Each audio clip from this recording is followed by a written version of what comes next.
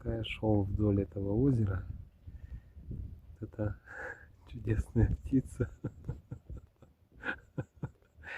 она плыла вместе со мной. Ну вот я шел здесь, она вот так вот вдоль берега под водой плыла, плыла, плыла. Вот, ну, выныривала, а потом я вот остановился, и она вот вылезла на берег. Ой, извините, ребят, мне так это смешно вообще.